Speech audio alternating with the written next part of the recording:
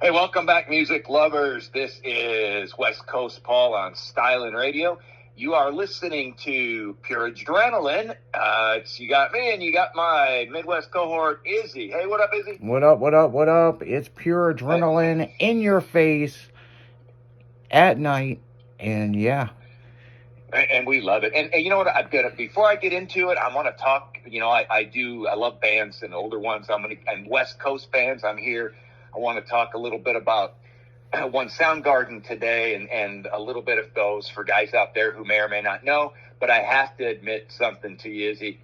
I knew that the Midwest was going to be in a freaking ice storm this week, and that's why. Oh, thanks for telling us.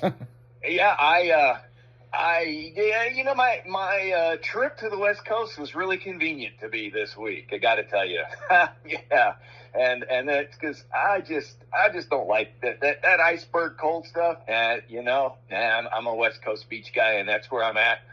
So I have to admit, I left you behind. I feel bad, but I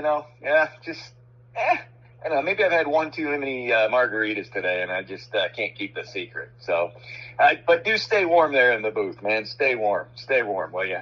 Oh, yeah. Let's see, Soundgarden, guys. Today, like I say, a lot of bands that I've known in the past, and one of them, to me, that was one of the greatest one that their music, they started in the 80s, but a lot of their popularity was through the 90s and into the 2000s with Soundgarden. Their band with songs like Black Hole Sun, where they had such an impact on me and a lot of other people. They came up through the ranks and they did their things. They had their original drummer and lead singer was Chris Cornell, and he was incredible. He was unique. He's considered one of the greatest lead singers ever.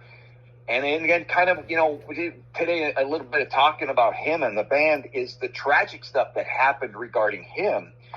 It is, they came up, they were popular, they did their thing, but during it, like a lot of rock bands in the era, everybody seemed to be loaded up alcoholics and drug addicts and users. I mean, you look at all these documentaries and they were no different. And Cornell was one of the biggest ones. He admitted in an interview in 2012 or 13, where it's the reason they got out is because he had to sober up. And he did a remarkable thing, and they retired. And basically, what was it, 1997, I believe, they quit. And they did it because he just couldn't stand to be anymore. And in 2010, they got back together. And they did it because their music was popular. There was an awful lot of marketing to be had and money to be made, and it's always money. And everywhere they went and they played, they did it. Unfortunately for them is Cornell got back into his old habits, drug habits, and things became addicted again. And in 2017, he actually committed suicide, saying he couldn't go through that again. And it was really tragic of that and how it could be. But they were a band that impacted so many other bands after them. They were an early 80s band, but they were more of went into the grunge music and then later into the, advanced alternative rock and not a hair band in the 80s. And that's one of the things why I love them. They started in San Francisco and worldwide, they are still considered one of the greatest bands ever. And then, they're in the Rock and Roll Hall of Fame. And I don't know, did they have the music, or was there a lot of stuff with Soundgarden with you, Izzy, that you have any remembrance of? Or? Yeah, I remember a lot of Soundgarden. Matter of fact, I went to one of their concerts. So, they were, as a matter of fact, I also think that they were on the Warped Tour. Yeah, okay. And I'm trying to think of another tour that they were on. It's the one with Limp Bizkit and DMX and all those guys. I think Soundgarden was on that one, if I'm not mistaken. But I can't remember the name of it. I was trying to remember the name of that the other day. I was looking at something, and so yeah. And a lot of their guys, their music has and things they've progressed, is because the band, Soundgarden, they still may release some things here and there, in the name, but really they've morphed on to other bands and other things. in tribute to him, because they knew, that when they got back together, again, I was excited. Soundgarden, same thing. I'd seen them in a concert, and certain people I've mentioned stage presence, and he was one. It was unbelievable. When he became on stage, it's like his aura encompassed everything. I don't know what it was about him. Obviously, his music, his sound, their music, their sound, their writing was great. But, there are certain lead singers, they get up on the stage and it's like the band is the band and they're part of it. He just exuberated something that you wanted to be him. I mean, there's not a better way to put it. You really did. And so it was,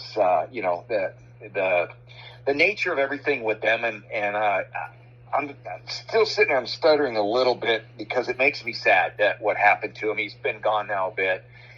And I say him because he was Soundgarden. Oh, yeah.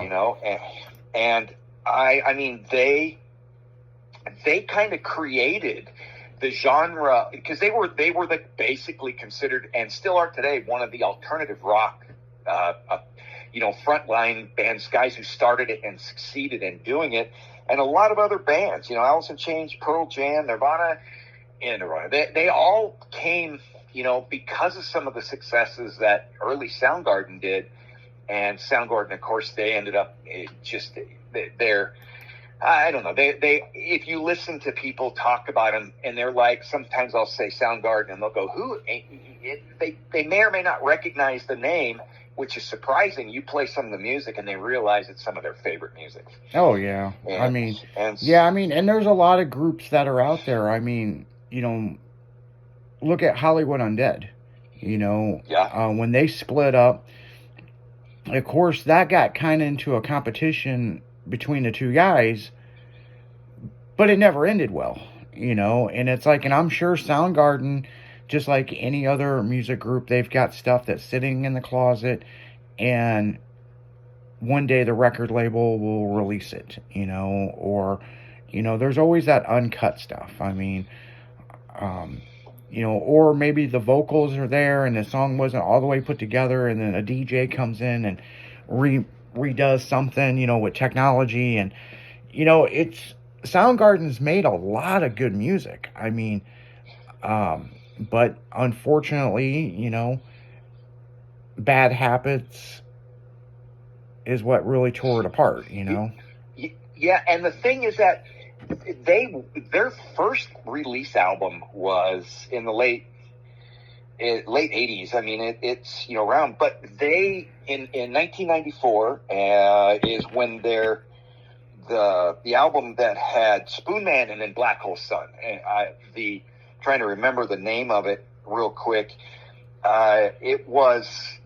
It debuted at number one. I remember that. Everybody went crazy, and that's, boom. And so here you go in the 90s. Again, they started their thing. They were into grunge, and grunge, they kind of said, yeah, it's okay. They got signed as a grunge band, but then they moved into alternative rock. And as they started to get there, they were top of the world. And then in 97, I know they released their second album. It debuted at number 2. And they were just like, holy shit. I mean, I think it was 97. 97 is when they broke up. So I was going 94 and 96. 1996 was the album, Down on the Upside. And so they had 2 back-to-back albums that were 2 of the biggest selling albums in the time period. And a year later, they broke up. And, where most bands are right in the height of their career and everything they have.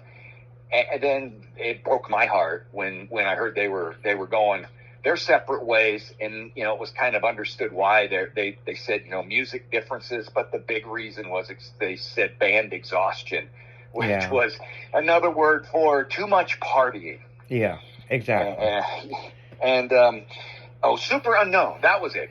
Super Unknown was their 94 album that had those on there. That still, it gets played more around in areas when, if I play something, if I'm not listening or not attached to Styling Radio, I'll pop them in just to listen to those songs, because they still get me today.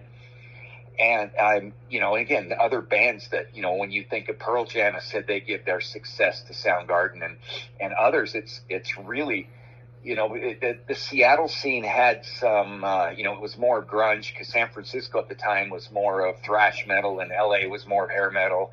Yeah. And, up and down the coast. But hey, I give them everything. And I just, again, wanted to, talk a little bit about them today because people out there should know a little bit about some of the groups like them in the 90s.